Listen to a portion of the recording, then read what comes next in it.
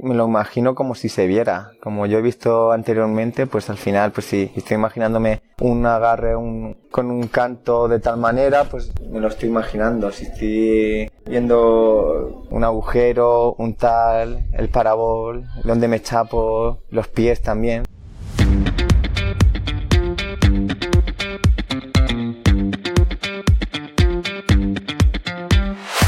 Bienvenido a Rock and Joy, donde disfrutas de la escalada más allá del deporte.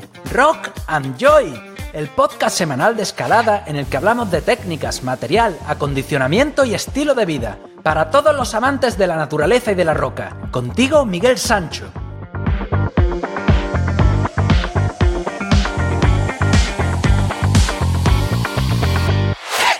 Hoy te presento a un gran escalador y mejor persona. Alguien que transmite motivación con cada mirada, con cada respiración. Para quien no lo conozcáis aún, Francisco Javier Aguilar Amoedo, o Javi para los amigos, es un deportista fuera de lo común. Empezó su andanza en el deporte de competición en la natación, cosechando numerosos éxitos y culminando su carrera con un diploma olímpico en Sydney 2000. Sin embargo, en un momento dado se cansó del agua y de los rigores del entrenamiento en la piscina y decidió probar otros deportes, entre ellos la escalada. Como muchos de nosotros, Javi se enamoró de la roca desde el primer momento y ha tenido una progresión meteórica que le ha llevado a ser campeón de la Copa del Mundo en 2017 y subcampeón del mundo en 2019.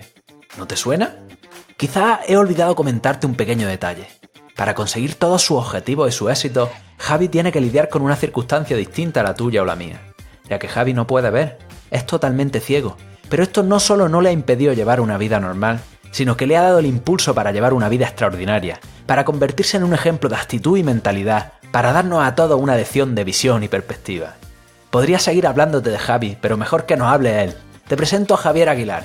Bienvenido a Rock and Joy, crack. Pues encantadísimo de poder ayudar en lo que sea en esta entrevista. Genial, tío. Pues, antes de nada, ¿vale? Me gustaría saber un poco más de tu relación con el deporte. Antes de empezar a escalar ya habías disfrutado de unas olimpiadas, de viajes, senderos, picos y aventuras. ¿Qué te ha llevado a ser una persona tan activa y deportista? Pues yo creo que al final, desde un principio, desde que tenía 4 o 5 años, creo que tuve bastantes problemas con el tema de la visión, con el tema de la ceguera. Uh-huh. Pues nací viendo poco, pero algo veía y bueno, pues realmente me detectaron varios problemas en la retina, con cataratas congénitas y tal, y me derivó a unas operaciones y a otras, y al final yo creo que eso, creo que lo pasé bastante mal, y me ha hecho al final, en un colegio de ciegos, estando en Alicante, pues que practicara deporte, que me moviera, y que disfrutara la vida de esa manera. Uh-huh. Pero entiendo que no todos los compañeros que tenía en el colegio se tomaban las cosas de la misma forma, ¿no? Desde luego que no. Yo creo que era de los más activos. Siempre iba corriendo a todos los sitios. Cuando iba, era un colegio muy especial. La verdad es que era de los colegios que yo he estado, de los más bonitos que hay, de los que tiene la ONCE, porque es súper verde, tiene una cantidad de bosque impresionante. Me acuerdo que intentaba cazar conejos, me acuerdo que los veía porque veía un poquito y habían suelto conejos por todos lados y me tiraba por eso como un gato ahí intentando cazar el conejo y corriendo y más de una vez sí que es verdad que me acuerdo desde el día que perseguía a otro compañero corriendo, jugando. Uh-huh. Pues esta persona de pronto se apartó y cuando entrábamos en la parte de un porche que habían columnas enormes de cemento, pues como no la pude ver porque veía muy poco, pues me di un lechazo contra la cabeza brutal que de pronto me desperté en la enfermería y desde ese momento pintaron totalmente todas las columnas de blanco y negro a rayas, así pues los que teníamos con una deficiencia visual bastante grande pudiéramos distinguirlo. Años más tarde dejé de ver ya incluso los colores. Uh-huh. Como muchos de nosotros, te empezaste a relacionar antes con la montaña en un sentido más amplio que con la escalada. ¿Cómo surgió tu amor por la naturaleza? Al dejar la natación, después de haber tenido mucha presión por la competición, un deporte bastante individual. Uh-huh. Luego probé otros deportes como es el fútbol sala. Me gustó mucho, pero también lo vi muy lesivo. La verdad es que vamos bien protegidos, en el fútbol sala se va muy protegido, el balón suena y tiene un mecanismo que es bastante sencillo de entender y demás, pero aún así algún lechazo no te podías dar. Y seguidamente, pues después de esta experiencia también practiqué ciclismo porque me gusta mucho el deporte aeróbico y quería, que estaba buscando un poco mi deporte en ese momento. Entonces la natación la dejé atrás porque de agua ya tenía suficiente, me había tirado 12 años sin parar y con lo cual al final pues me dediqué a explorar un poquito esto. Y bueno, amigos míos hacían montaña y entonces a través de me lesioné de la rodilla. Y creo que una de las recuperaciones que he hecho más fuertes y sin darme cuenta fue haciendo montaña. Me recuperé totalmente de un menisco roto, que hoy en día lo tengo roto y todavía ni me he enterado, de momento no me he enterado de él. Han pasado como 14, 15 años y la verdad es que, pues no sé, sigo haciendo montaña. Hasta hace poco pues lo hacía muchas veces solo y depende de qué cumbres así con altura pues lo he hecho con gente, ¿no? Sobre todo cuando hay pues, climas más duros de nieve o hielo y demás, pues con gente de confianza. ¿Y hacías montaña solo? He hecho montaña solo con mi perro guía, que hemos, pues, no sé, pues de las cosas más... Hasta el Mulhacén subimos una vez los dos solos. No es algo que lo hiciéramos mucho, no lo hicimos mucho en Sierra Nevada, aunque hemos subido como mi perro no sé si subió como más de 20 veces al Mulhacén, otras tantas al Alcazaba y así sucesivamente un montón de cumbres. Lo que depende, pues en invierno pues había muchas veces pues que no la podía subir, depende de la época. Entonces ya subía con compañeros y demás y de hacer cosas solos, por ejemplo, pues en Suiza hemos subido alguna montaña. Pues de esto, de descanso de escalada, pues yo, en vez de estar descanso total, pues quería andar. Y bueno, pues cogía el perro, busca senda, busca camino y cuando me di cuenta, pues estaba prácticamente en la cumbre. Qué maravilla, y, tío. Bueno, y luego seguidamente que te lleve otra vez al mismo sitio, desde donde había salido, desde una furgoneta, por ejemplo. Y que volver todo ese tramo con muchos cruces de caminos y demás, el perro al final también entiende lo que ha hecho toda la vida, que es hacer montaña y llegar a una cumbre o a un refugio, en este caso era una cumbre, y pues bajar otra vez al mismo sitio. Me gustaría saber cómo conociste la escalada y sobre todo qué sentiste al subirte a una pared por primera vez. Fue curioso, estaba en el País Vasco y viviendo un año y debajo de donde yo vivía yo no sabía nada, la verdad, mucho de la escalada. De hecho no sabía realmente si podía practicarlo. Ajá. Entonces, esta fue la primera vez que sería en el año, si no me equivoco, en el año 2009, 2010 más o menos.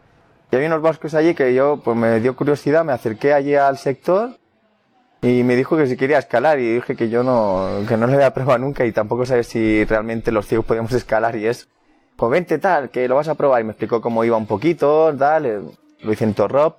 Hice un quinto y me lo encadené. Entonces dije, hostia, pues no sé, y además como les sorprendió muchísimo a ellos también, pues dije, pues bueno, yo creo que los ciegos pueden escalar. Entonces, pues cuando pasó 2 años, porque me fui a México, tuve una aventura grande en México, en Guatemala, después de un año, cuando volví otra vez a Granada, pues bueno, pues dije, voy a escalar. Y la verdad es que con unos amigos fuimos a Roca primero. Me gustó muchísimo, la verdad, me fue muy curioso, me costó mucho, porque ya hice algunas vías un poco más duras, porque estaban haciendo los amigos.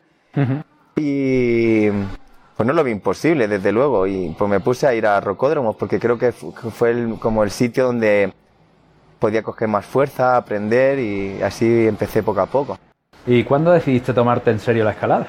Fue muy progresivo, me di cuenta... Yo creo que al final los deportes que he hecho ha sido porque me ha gustado lo que hacía, ¿no? Me encantaba hacer deporte, me encanta el aeróbico. La escalada más anaeróbica no creí que me pudiera enganchar tanto y al final me ha enganchado muchísimo, de una manera que me hubiera encantado haberlo conocido desde un principio.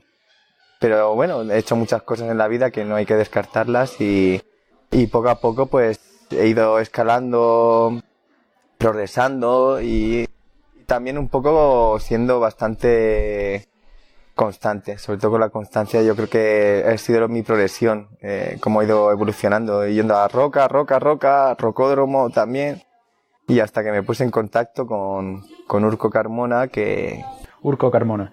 Sí, Urco Carmona, escalador amputado y bastante conocido también por sus 8 amas encadenados, sus 2 o 3 8 amas que ya ha hecho. Y sobre todo yo creo que para mí lo más importante de esta persona al final es de cómo ve la roca, de cómo vive su vida para la escalada. Uh-huh. Y lo bien que lo hace, por ejemplo, haciendo escalada clásica. Es impresionante la cabeza que tiene, sabiendo su dificultad y sabiendo que muchas veces pues no tiene una pierna y pues como él lo ve para mí, yo lo veo para él, ¿no? Al final, si hace una vía con un diedro, pues al no tener una pierna, pues sabemos que va a ser mucho más difícil. Madre mía, ya ves. Bueno, ¿nos puedes contar cómo te sientes cuando estás escalando? Pues yo cuando escalo, al principio me daba una adrenalina un poco más fuerte, ahora ya me he acostumbrado a esa sensación, me imagino, y sobre todo me encuentro bien, o sea, me gusta, al final me concentro y al principio yo creo que esto me costaba más. Ahora me concentro más de una manera bastante más con la naturaleza, más con la roca, de sentir con las manos, ver dónde pongo los pies, sobre todo, para seguir ascendiendo. Un poco ver cómo es la vía, hacia dónde me lleva, porque muchas veces se puede mover de izquierda a derecha y hay que saber un poquito hacia dónde te puede un poco suspender, ¿no? Un poco para ir guiándote en la vía, ¿no? Uh-huh. Y como sabrás, Javi, la escalada es un deporte con un componente psicológico enorme. Y de hecho la mayoría de mis clientes tienen como barrera el miedo a volar.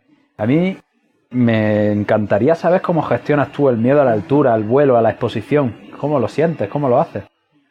Pues hasta ahora solamente he tenido una vía de largo que por hecho me dio un poquito de vértigo y un poquito de fobia me dio. O sea, una vía que hice la Zulú de Mente en Riglos, muy desplomada, todo el rato mucho desplome, más de una reunión con los pies medio colgando, pues sí que me dio un poquito, fue de las veces que más me ha dado. También es verdad que cuando empecé a hacer vías de largo, pues sí que notaba bastante el vacío, porque aunque no veas, pues notas el vacío con el oído. Al final el oído es todo también, ¿no? La parte de equilibrio es la parte que controla muchísimas cosas, la parte de escuchar. Y sí que es cierto que en algún momento, pues en un principio lo he pasado mal, ahora lo paso muy bien, la verdad, porque estoy más acostumbrado a la altura y bueno, pues alguna vez que he volado tampoco abro mucho, pero cuando este verano, por ejemplo, este año he abierto mucho más y no he volado mucho. He tenido alguna caída, he caído bien y tampoco no es que lo haga mucho, pero bueno, pues en ese momento sí que estoy con mucho más adrenalina. Se me olvida dónde está la chapa de abajo, o más bien se me olvida o no quiero saberlo. Bueno, tú no puedes mirar y ves que está muy lejos, sí, lo intuyes. Lo intuyo. Y muchas veces sí que siento que también calculo, más o menos, porque a veces cuando abro alguna vía hay veces que me guían donde están lógicamente los parabols, pero hay a veces que por casualidad ese parabol, el que tú quieres chapar, no lo ven. Y entonces en ese momento pues hago mi parabrisa, una mano para izquierda y derecha, la otra también, ahí aguantando, y luego lo que hago es calcular dónde está la siguiente chapa de abajo. Y efectivamente ya sé que estoy por encima de ella y entonces pues es un momento que ya me lo miro más. Si tengo que moverme, o sea, a qué me agarro, dónde pongo el pie, en fin, un poco con cuidado también de a dónde voy. Uh-huh. Precisamente para prepararte mentalmente y poder superar tu miedo a volar, he escrito una guía que se llama El miedo a volar y 14 claves para superarlo. Y quiero regalártelo por estar ahí escuchando. Solo tienes que entrar en rockandjoy.com y la encontrarás ahí para ti. Recuerda que el miedo a volar es el factor que limita a más de la mitad de los escaladores a subir el grado y disfrutar. Si quieres saber cómo usarlo en tu favor, entra en rockandjoy.com y descárgate la guía. Hacemos una actividad, Javier, en la que el progreso es generalmente lento y lleva un esfuerzo enorme. Sin embargo, tú en unos pocos años pues has llegado a encadenar de primero un grado un grado encomiable de 7B. Si te soy sincero, Javi, yo tengo clientes y seguidores que fliparían por alcanzar este grado, ¿sabes? Teniendo sus 5 sentidos. Me gustaría saber de dónde sacas la motivación y la fuerza mental para sobreponerte a tus limitaciones y conseguir esas proezas. Hasta ahora este año la verdad es que sí que he mejorado bastante. He migrado al flash en Torrop porque al principio yo me conozco las vías en Torrop. Voy haciendo vías y la que me guste, o la que me gusta o la que sea de mi grado, la que me cuesta mi esfuerzo memorizar y que yo quiera hacer, es la que intento yo hacer de primero. Entonces, pues el primer 7B que hice, que fue el año pasado, lo había hecho en Torrop, igual un año antes, que no me lo había encadenado de segundo tampoco ni nada, pero el año pasado, pues al final, dándole en Torrop, la encadené a la vez con otro amigo que lo hizo de primero, y a partir de ahí dije, ostras, pues lo voy a hacer de primero. Yo creo que al final me adapté un poco a cómo era la vía, y al final pues creo que opto a tener por menos movimientos, aunque sean más duros a veces, por la sensación que me pueda dar, o por caídas incluso más rectas, más que de péndulo, o simplemente porque a lo mejor un gran esfuerzo para mí a lo mejor requiere una mayor satisfacción o llegar mejor a donde quiero llegar. Uh-huh. Este año he encadenado varios 7Bs, no lo he hecho de primero, porque considero que al final, pues el riesgo, también compito y entonces quiero llegar bien. No significa que por abrir pues, me vaya a lesionar, pero sí que es verdad que me cuesta un poquito, ¿no? A veces cuando en una vía pues tengo que hacer un gran trabajo, aunque la encadene de segundo, pues el siguiente trabajo es saber dónde están todas las chapas, que no falle nada de los pies ni nada de las manos, porque al final es lo que me lleva a las chapas, ¿no? Memorizar una vía son muchos matices, ya no solamente es ver dónde están los parabols, poner la cinta, poner la cuerda, es de dónde chapo, es como si pongo las cintas o por lo que sea, se las pongo yo. Lo he hecho más de una vez, pues si pongo las cintas, pues me tengo que recordar cómo he puesto la cinta para poner luego la cuerda. Que sea todo más sencillo y llevadero. Claro. ¿Y cómo te motivas para estar progresando y siempre escalando, intentando mejorar? Pues en realidad con la competición, poco a poco, llevo 4 años compitiendo, creo que llevo, sí, 4 años compitiendo, casi, 5 años compitiendo, desde el 2015, y me ha motivado mucho también, porque he ido mejorando mucho en la resina, es un deporte, es bastante diferente a la roca, al final, por darle una preferencia, pues me gusta más la roca. Uh-huh. Pero pues he ido mejorando mucho en las dos cosas y al final yo creo que el rocódromo, por ejemplo, en este caso me ha dado mucha técnica que luego he disfrutado mucho en la roca, la verdad. He aprendido mucho porque, claro, se corrige más fácil haciendo boulder en un rocódromo que, por ejemplo, que en la roca cuando ya estoy en mitad de la vía, que cuesta más lograr una posición o decir cómo lo has hecho y que te expliquen más o menos o que luego tú lo entiendas también. A veces explicar es difícil también para una persona invidente. Estás ahí escalando y el cuerpo adquiere un gesto pues que hay que entender para poder hacerlo luego después, personalmente. En la roca, aparte igual es con la gestión del miedo de la que hemos hablado, tenemos la confianza. O sea, para mí es muy difícil o casi imposible escalar una vía si no estás convencido de que puedes hacerla. Si no te has visualizado escalando con éxito y tienes una mentalidad fuerte y vas a por ella. Me gustaría saber cómo trabajas tu confianza. ¿Tienes algún ritual que haces antes de intentar vías duras o te visualizas escalando? Pues la verdad es que me decepciona muchas veces la primera vez que escalo algunas vías, porque escalo y las veo muy duras. Y la gente me dice, no hombre, no, que sí, que seguro que te va bien cuando le dé más veces. Y es cierto, al final solo tengo que repetir la vía. Porque el 98% de las veces que he repetido la vía, se me ha hecho mucho más buena la vía que en un principio como la probé. Entonces yo creo que al final es una cuestión de repetir la vía, simplemente una vía que me haya gustado también. Es cierto que hay vías que pruebo que a lo mejor pues, digo, pues es que no me ha gustado mucho, y como vías hay muchas, tampoco tenemos que obsesionarnos en algo que nos cueste más, teniendo luego tanta roca que tenemos por todos lados. Uh-huh. Y cuando te estás preparando para una vía que es dura y que has ensayado, antes de empezar a hacer algún tipo de acción para incrementar tu confianza y para entrarle a la vía con más energía, más positivo. Pues realmente un poquito en ese momento de nervios. Al final es como un poco la competición. O sea, es como si al final estoy en la final, me estoy metiendo en la vía y es un poco parecido. Es una competición contigo mismo, en la roca también. Al final eres tú con la roca y en ese momento quieres probar la vía, sabes que lo tienes todo memorizado, que no puedes fallar nada. y también un poco la visualización que haya tenido. Me relaja mucho visualizarla, o sea, momentos antes o incluso pues días antes, por la noche, cuando vaya a dormir, visualizo la vía. Y digo, pues aquí va el pie, aquí va la mano, aquí tal, aquí bicicleta para aquí hago un cruce, aquí chapo. Así hasta que me quedo dormido y luego vuelvo a seguir la vía, que hay veces que me quedo a mitad dormido. Pero básicamente es lo que me da un poco, es lo que me da confianza, ¿no? Desde luego que una vez que estás escalando, en ese momento se te quitan los nervios, ¿no? Al final te centras y se va todo. Pero momentos antes, desde luego que porque sé que estoy haciendo algo bastante complicado.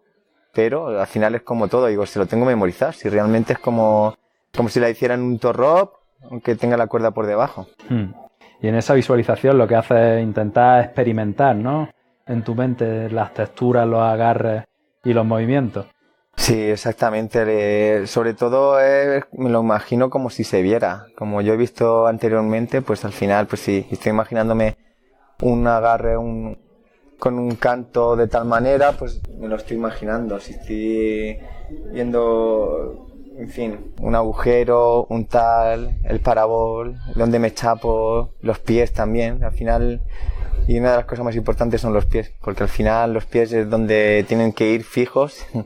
Si cambias el pie, al final te cambia hasta el movimiento, porque quizás no le llegues al siguiente canto o regleta, ¿no? Es muy importante los pies, ponerlos en su sitio donde siempre los has puesto. Y a veces a mí de pronto se me ocurre, y sí lo pongo aquí. Cuando se me ocurre ponerlo ahí, a lo mejor ya no le llego a donde quería llegar. Javi, yo he asistido a verte en cadenas de primero y a vista, valga la ironía, una vía de 6B. Voy a hacer ya años de esto. Y me causaste una impresión y una admiración que aún perdura. Cuando yo me enfrento a una vía a vista dura, en la que puede haber caídas complicadas, chapajes delicados, y sé que voy a estar fuera de mi zona de confort, me suelo poner algo nervioso. Y tengo que realizar pues técnicas mentales y relajación, respiración para ponerme en un estado óptimo. ¿Cómo gestionas tú el estado emocional para enfrentarte a un reto tan grande como escalar a vista sin poder ver? Pues, como tú bien has dicho, hay que llevar un control contigo mismo, saber que en un principio siempre me iba a preguntar que no tenga una mala caída, porque desde luego alguna vez que he hecho psicoblog, que voy a hacer psicoblog, por ejemplo, y me meto ahí delante y de pronto paso de tantos metros, pues no quisiera saber que tengo una roca debajo, desde luego. Entonces, pues básicamente cuando voy a hacer deportiva, pues lo mismo, ¿no? Un poco busco, sobre todo, que todo vaya bien, que no tenga una mala caída. Y muy importante también con la persona que me asegure un poco que pues, ciertas cosas que yo no estoy tan acostumbrado, pues un poco con la cuerda, pues a veces no quiero voltear, bueno, ya volteé una vez y no quiero voltear más veces, entonces intentar un poco que me asegure bien. Yo depende con la persona que esté, pues a veces incluso le cojo la cuerda para saber cuánto, pues si me caigo, pues saber qué me lleva, qué me va a dinamizar bien. Y en fin, a veces también me ocurre que suelo abrir más vías de placa que desplome, que es donde suele haber un poquito de recepción un poco peor, ¿no? que el desplome. Entonces, pues un poco sí que intento de la vía que vaya a hacer, de ir seguro, porque si voy inseguro no la hago. Y aquí lo dejamos por hoy. Atento a la semana que viene, en la que Javi nos contará cómo la escalada le ha ayudado a superar sus limitaciones y a gestionar dificultades. Nos trae consejos para poder afrontar nuestros propios retos y barreras mentales. Y además nos habla más personalmente de su escalada, sus metas y sus objetivos. Y por último nos cuenta cómo subió un volcán de 6.000 metros con su perra en una mochila. Tenemos mucha suerte de tener a Javi en exclusiva y desde aquí le mando un fuerte abrazo. A él y a todos los que como él tienen el reto de lidiar con su vida, con su propia escalada, con unas condiciones más duras que el resto. Gracias por vuestro ejemplo, por enseñarnos que las limitaciones reales están solo en la mente y que queriendo y poniendo pasión se puede hacer real lo imposible. ¿Te ha gustado este episodio? ¿Te interesa que se trate un tema en particular? Contáctame en rockandjoy.com/contactar o escríbeme un correo a miguel@rockandjoy.com y estaré encantado de responderte. Por favor, compártelo con tus amigos en las redes sociales, me estará ayudando a mí y estará ayudando a que la escalada sea más accesible, porque juntos podemos crear una comunidad sin fronteras, juntos podemos hacer que sea todavía más emocionante la escalada. Por último, ya lo sabes, escala, explora, disfruta, atrévete, diviértete Y no la pierdas, no pierdas la mentalidad del principiante.